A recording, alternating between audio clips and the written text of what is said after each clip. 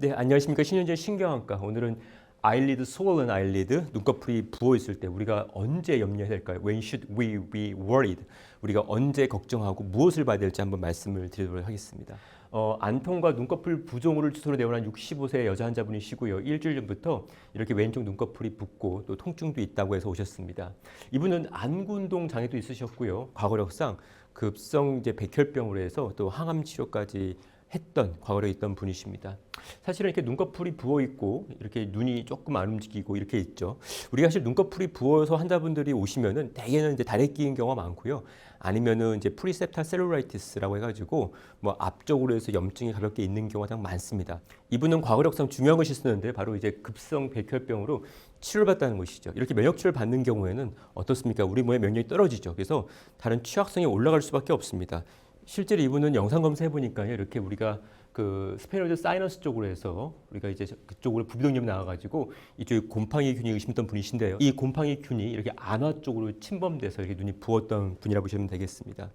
우리 사실은 환자분이 외래에 이런 식으로 왔을 때에는 누구나 다들 뭔가 이상하구나, 이 사람이 응급이구나, 뭔가 진균이나 이런 곰팡이 같은 잘 낫지 않는 병에 의한 감염이구나라는 걸 누구나 쉽게 알 수가 있습니다.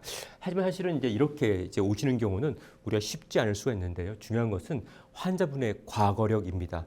만약에 환자분께서 최근에 중환자실에 있었다든지 아니면 최근에 큰 수술을 받고 잘 못 드셨거나 아니면 이제 조절되지 않은 당뇨가 있으시거나 이분처럼 뭔가 이제 혈액학적으로 백혈병이나 이런 걸로 해서 치료받고 있는 경우, 면역 치료 받고 있는 경우나 아니면 이제 우리가 뭐 스테로이드를 장기간 드시는 분들이 있습니다. 뭐 류마티스나 여러 가지 때문에 스테로이드 장기간 드시는 분들, 뭐 다른 암 때문에 항암 치료했던 분들이나 만성적으로 투석을 하고 있는 분들, 아니면 이제 우리가 본메로 트랜스플란테이션, 골수 이식을 한 분들, 이 모든 분들은 사실은 면역이 굉장히 떨어질 수 있습니다. 그래서 이런 분들은 특히나 우리가 감염에 취약하고 일반적인 균이 아닌 곰팡이 같은 균에 의한 감염을 좀 더 우리가 의심을 해야겠습니다.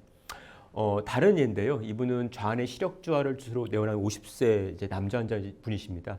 그래서 일주일 전에 왼쪽 눈이 뭔가 시력이 좀 떨어진 것 같다고 해서 개인 안과에 왔는데 뭐 눈은 정상입니다라는 말씀을 듣고 오셨고요. 하지만 눈이 더 갑작스럽게 더 안 보여서 이제 다시 한번 안과에 오신 분이신데 그때는 이미 시력이 이제 빛을 겨우 볼 정도로 많이 떨어졌던 분이십니다. 사실은 이분 같은 경우는 왔을 때는 우리가 동공반사도 양쪽이 비대칭적이었었고요.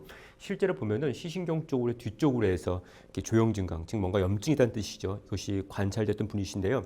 이분이 갑작스럽게 시력이 떨어진 이유, 우리가 가장 먼저 확인할 것은 과거력인데요.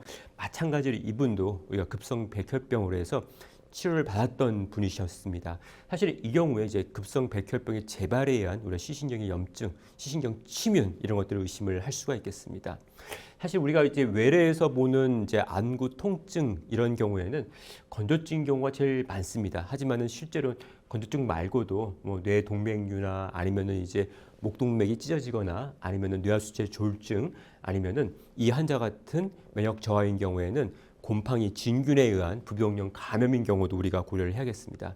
결과적으로 우리가 중요한 것은 환자분이 어떠한 증상을 갖고 있는 것도 중요하지만은 어떤 과거력이 있는지가 더 중요할 것 같습니다.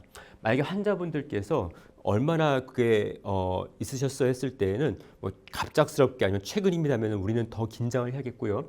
그리고 얼마나 아픈가 했을 때 환자분께서 정말 아파요. 이게 1점부터 10점까지 했을 때는 한 8.9점입니다 했을 때는 우리가 더 긴장을 하겠습니다. 단순히 그래서 아픈 게 중요한 게 아니라 얼마만큼 아픈지, 이게 내 평생에 정말 심한 통증이라고 할 정도까지인지 이런 것들을 보시면 되겠고요. 우리가 증상보다는 증상이 갑자기 생긴 건지 아니면 오랫동안 생겨왔던 건지 이런 만성 여부도 반드시 확인을 해야겠습니다.